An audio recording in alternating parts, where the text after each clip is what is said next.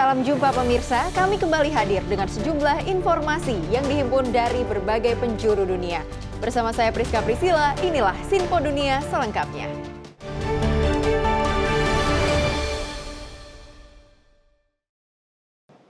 Bank Sentral Amerika Serikat atau Federal Reserve kini bersikap tak terburu-buru mengubah suku bunga acuan karena khawatir kembali naiknya laju inflasi. Di luar data terkini yang tunjukkan inflasi masih bandel, menurut laporan dari University of Michigan, proyeksi inflasi naik ke 4,3% dari 3,3% sebelumnya.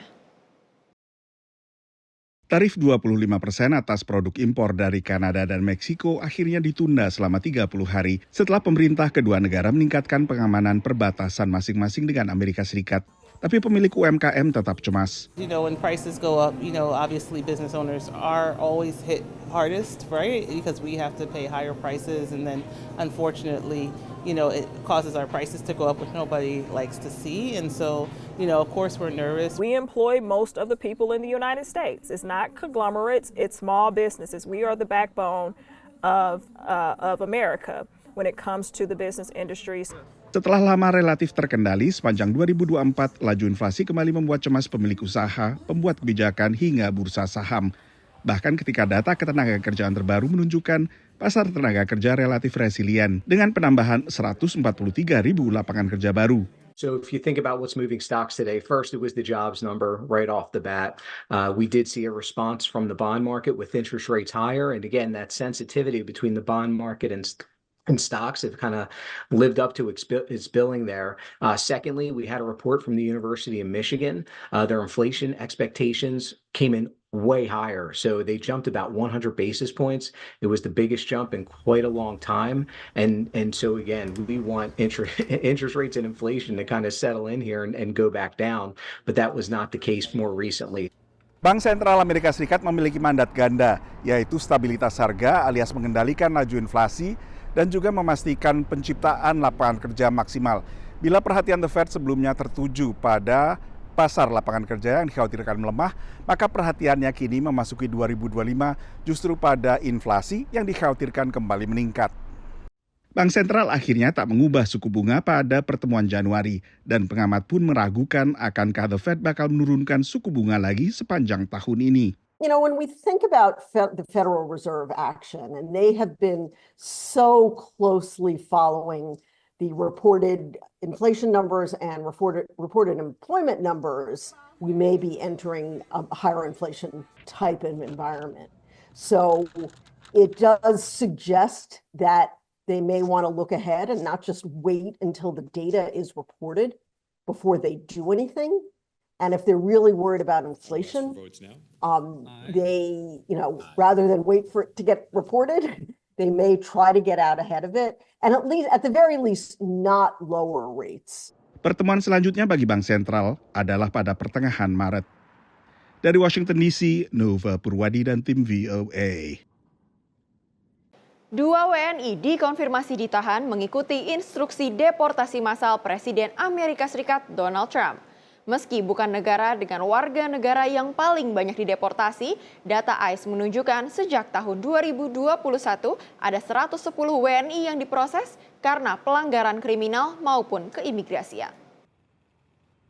2 warga negara Indonesia dikonfirmasi ditahan pihak berwenang mengikuti instruksi Presiden Donald Trump terkait deportasi massal pada imigran tanpa izin tinggal tetap atau tanpa dokumen. Yang bersangkutan sebetulnya sudah diminta untuk wajib lapor setiap tahun sejak tahun 2009. Ketika yang bersangkutan lapor ke kantor ICE, kemudian langsung ditahan. Jadi bukan berdasarkan penggerbekan atau apa, tapi memang itu undocumented, overstayer, dan dikenakan wajib lapor. WNI lain yang dikonfirmasi VOA ditangkap di negara bagian South Carolina yang kemudian dipindah ke Georgia untuk proses peradilan. KJRI di New York yang wilayah kerjanya meliputi Philadelphia, salah satu kantong diaspora Indonesia terbesar di pantai timur Amerika Serikat, mengimbau WNI selalu memastikan legalitas status keimigrasiannya. Kewajiban dari perwakilan adalah memastikan hak-hak perdatanya dipenuhi, termasuk didampingi oleh penasehat hukum dan diperlakukan dengan baik, namun tidak mengambil alih tanggung jawab perdata atau pidana yang bersangkutan. Selama kampanye Pilpres, Donald Trump berjanji untuk melakukan deportasi massal pada imigran yang masuk ke Amerika di luar jalur legal.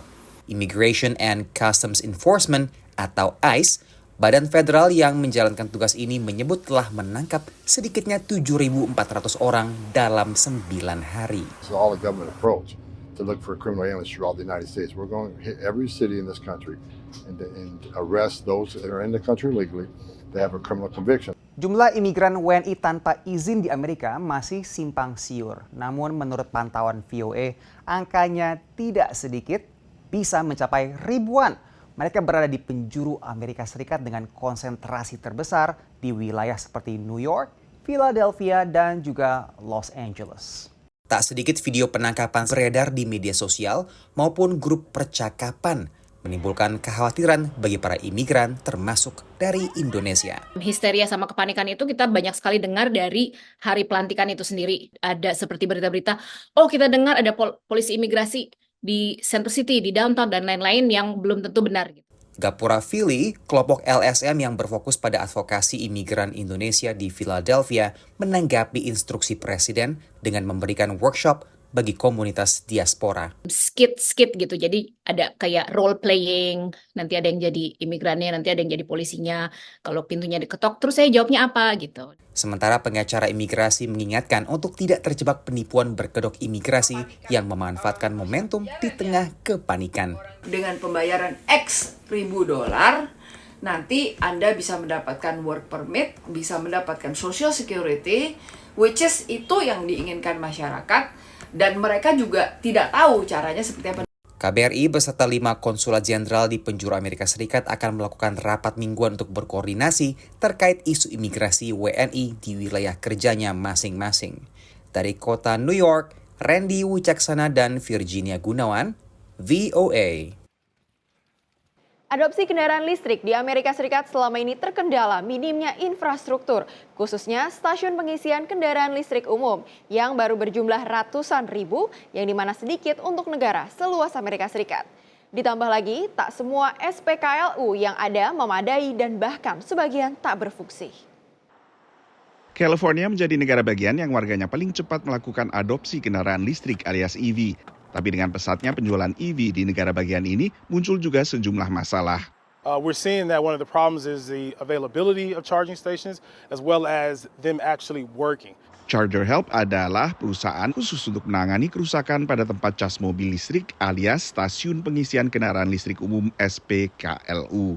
Charging stations, like, they're legitimately computers. And so, like, they're way more complex than a gas station. And so when I saw that, like, the charging experience wasn't a great experience, I wanted to figure out how could I be helpful in ensuring that it is a great experience. Keterbatasan inilah yang membuat Camille bersama rekannya Yvette Ellis mendirikan Charger Help pada 2019. I started Charger Help because I really believe that electric vehicle and electrification was something that could help our air quality. I come from a community that we're severely impacted by poor air quality. Sebagian pekerja Charger Help berawal dari teknisi industri energi bahan bakar fosil. We come out, we do the preventative maintenance. We also do repairs on DC fast charging stations. DC Fast Charge bisa mengisi penuh baterai EV dalam waktu sekitar 20 menit. Tapi survei di California menunjukkan hingga sekitar 20% tempat cas seperti ini rusak. Accidents, people actually can hit them and damage them. Sometimes there are boards that can burn out. We've seen where a station did not work because there was a squirrel that actually kind of got into the system and he actually was burned. We've seen frogs. We've seen wasp nests where there's literally been bees and there's a honeycomb and honey is coming out of the side of the station. Pengembangan infrastruktur EV di Amerika Serikat relatif tertinggal dibandingkan negara-negara industri barat di Eropa. Di sana jumlah SPKLU telah mendekati 1 juta unit. Tapi dengan begitu banyaknya SPKLU, banyak juga laporan soal kerusakan. Angkanya mencapai 1/3 menurut perusahaan cas EV Finlandia Kempower. EV sales is going to go up, but it's going to go down some years. But we have to have the infrastructure, and it's the chicken and the egg discussion. We've had it for 5-10 years. Do we build out the infrastructure, or do we wait for the demand to come from the cars first? And I think the easy answer for that is just we need both. We have gone a little bit from there is a charger here and there to a trend where we see there are big sites with many fast chargers, high quality chargers by the highways. Those build-outs will continue. But you will see it growing with the gas station brands. You will see the chargers popping up there because that's a consumer behavior that we already have. Dari Washington DC, Nova Purwadi dan tim VOA. Negara bagian California, Amerika Serikat, dikenal sebagai negara bagian suaka yang ramah terhadap imigran tanpa izin tinggal tetap. Tapi, satu kota di California memilih mendukung kebijakan deportasi imigran dari Presiden Trump. Dikenal sebagai negara bagian suaka, California membatasi kerjasama polisi negara bagian dengan pihak imigrasi federal, melarang polisi bertindak sebagai agen imigrasi atau melakukan penangkapan hanya karena pelanggaran imigrasi sipil. Tapi di negara bagian ini, kota Huntington Beach telah menyatakan dirinya sebagai kota non-suaka untuk imigrasi ilegal demi pencegahan kejahatan. If an undocumented person commits some kind of crime, especially a heinous crime, I want them removed. I want us to have every level of law enforcement to keep our community as safe as possible. And if you take that link out, that level of law enforcement out, we might be releasing somebody who we don't want back into our community. Pemilik restoran Charlie Zabla mendukung Huntington Beach sebagai kota non-suaka. By crossing the borders and coming here illegally, you already committed a crime. You broke the law. And that's not acceptable. I came here the legal way. I did the right thing right. I waited in line. I paid my dues. It took me 12 years to become a citizen. Kedatangan tidak sah adalah pelanggaran perdata, bukan tindak pidana. Masuk secara ilegal adalah pelanggaran ringan, tapi masuk kembali secara ilegal setelah dideportasi adalah kejahatan yang dapat dihukum hingga 2 tahun penjara. Instruksi Presiden Donald Trump yang diberi judul Melindungi Rakyat Amerika dari Invasi Imigran akan menolak pendanaan federal bagi yurisdiksi suaka. Belum jelas dana federal apa yang akan dipotong dan yurisdiksi mana, dan apakah negara bagian California termasuk di dalamnya. Banyak kelompok pro-deportasi mengatakan deportasi imigran adalah demi keamanan. Namun menurut Lembaga Penelitian dan Kebijakan Imigrasi Harbor Institute, tidak ada bukti kota-kota suaka kurang aman. Study after study has proven that sanctuary cities not only don't increase crime, they actually reduce crime. And so for Huntington Beach politicians to be invested in trying to promote this anti-sanctuary policy actually shows that they're not invested in promoting public safety. Mengingat pemerintah kota tidak berkuasa atas penegak hukum setempat, keputusan Huntington Beach hanyalah langkah simbolis. Declaration by the city is going to have limited impact because the cities don't have their own jails generally. The entity that controls the jails is the Orange County Sheriff's Department. That's a different decision maker. Ketika California memberlakukan undang-undang suaka pada 2017, pemerintah Trump pertama berpendapat di pengadilan bahwa hal itu mengganggu otoritas imigrasi yang menegakkan hukum federal. Pengadilan banding memutuskan memenangkan negara bagian California, dan Mahkamah Agung AS menolak untuk meninjau kasus tersebut. Demikian laporan tim VOA. Anda masih menyaksikan Sinpo Dunia. Masalah kelaparan masih terjadi di beberapa bagian di Amerika Serikat.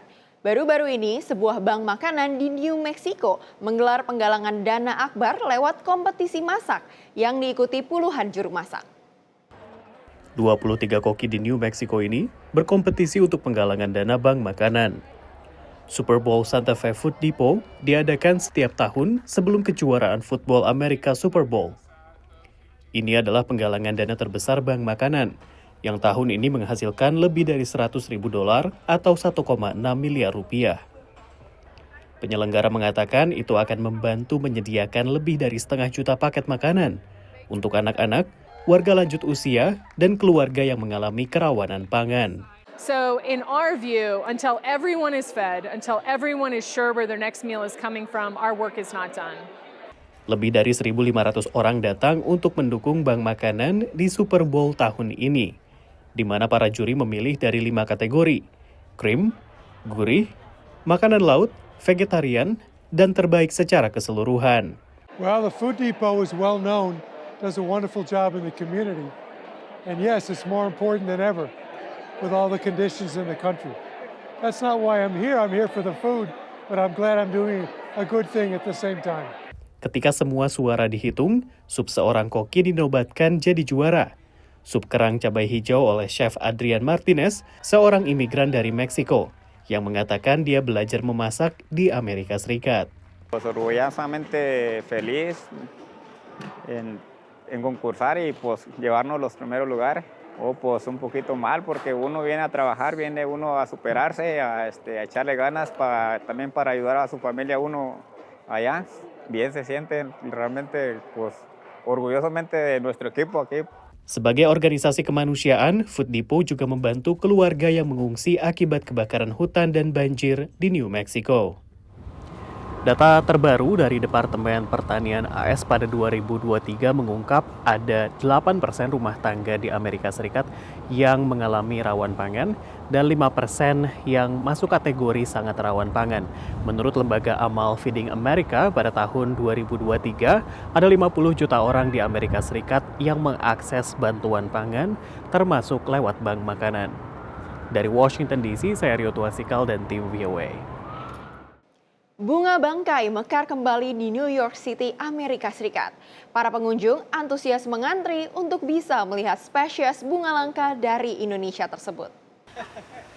Warga New York ini ramai-ramai mengantri untuk mencium bunga bangkai yang khas. So many different smells. We got some stinky cheese, some poop smells, some kind of sweaty. Ooh, now I get the sweaty sock smell, foot smell.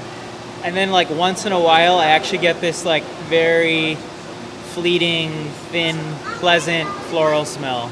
But that's not as often as the bad smell.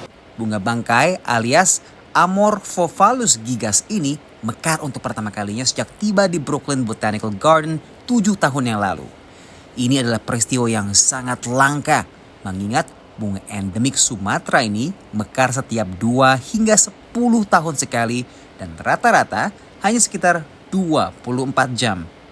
I think it smells like something growing actually in the earth, and I do think it smells rotten, but more like rotting food almost. Yeah.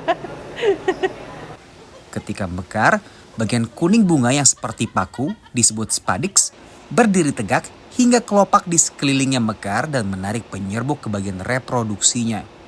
Kemudian bagian yang berwarna kuning runtuh. So carrion beetles that would be attracted to stuff that smells kind of putrid. So like poop or rotten eggs, stinky cheese, things like that. So like all plants, flowers that smell beautiful are attracting bees, or they're attracting hummingbirds or other birds. This is attracting beetles and flies. Brooklyn Botanic Garden adalah satu dari hanya 10 kebun raya di dunia yang punya koleksi bunga bangkai, menurut Botanic Gardens Conservation International atau BGCI. Saking antusiasnya warga New York, jumlah pengunjung kebun raya ini sampai membludak. It's amazing. All of Brooklyn has come out to see this flower today, one of the coldest days of the year. We've had 5 times our normal attendance today. Terakhir, bunga bangkai mekar di kota New York adalah pada tahun 2019 di lokasi yang berbeda, yakni New York Botanical Garden di Bronx. Pemirsa, bunga bangkai tercatat mekar pertama kali di Amerika Serikat pada tahun 1937. Saking bersejarahnya peristiwa ini, bunga bangkai bahkan sempat ditetapkan sebagai simbol resmi dari Bronx di New York City pada 1939 sebelum akhirnya diganti menjadi bunga lili pada tahun 2000. Dari New York, Randy Wucaksana dan tim VOA. Program pemberian makanan bergizi bagi anak sekolah juga dilaksanakan di Malawi dengan dukungan Badan Pangan Dunia PBB. Dalam program ini, bahan pangan dipasok petani setempat sehingga selain menghasilkan peningkatan gizi para siswa, juga memberikan pemberdayaan ekonomi bagi para petani. Billy Rane Kuate adalah petani kecil di distrik Zomba di Malawi bagian selatan. Menurutnya, sekitar 5 tahun lalu, ia mulai mendapatkan lebih banyak uang dengan menjual hasil panennya langsung ke sekolah dasar setempat dibanding menjualnya ke tengkulak. Sika umene wanithandizaso ndapeza nawo ziweto monga ng'ombe ziwiri ndazipeza kuchokera ku msika umenewo zimene zikundithandiza pa khomo panga komanso ku zinthu zosiyana-siyana palibe vuto lina lililonse.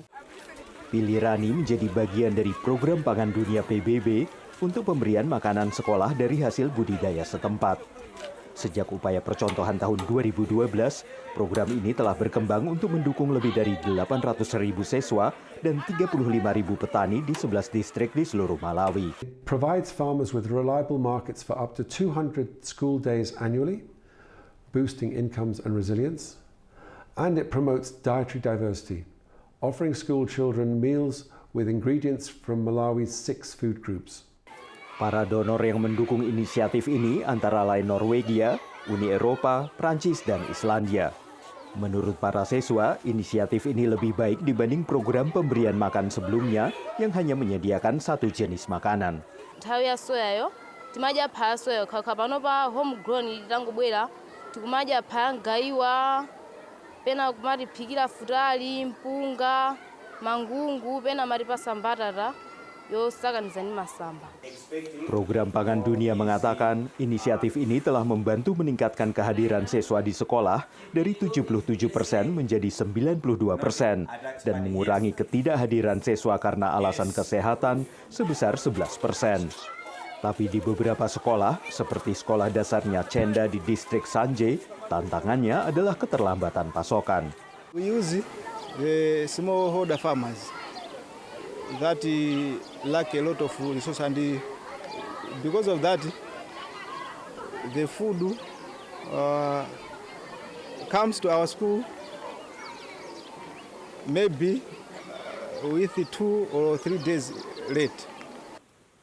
World Food Program mengatakan mereka sedang mengatasi masalah keterlambatan pasokan dengan membeli bahan makanan dari para petani di koperasi-koperasi di sekitar sekolah. Menurut para petani, inisiatif ini telah membantu mereka mendapatkan penghasilan yang cukup untuk membangun rumah. Sementara bagi para siswa, program ini menjanjikan masa depan yang lebih sehat dan cerah. Dari Washington DC, saya Helmi Yohanes dan tim VOA. Informasi tadi sekaligus menutup jumpa kita pada edisi kali ini. Tetap saksikan Sinpo Dunia hanya di Sinpo TV. Saya Priska Priscilla, mewakili kerabat kerja yang bertugas pamit undur diri. Terima kasih dan sampai jumpa.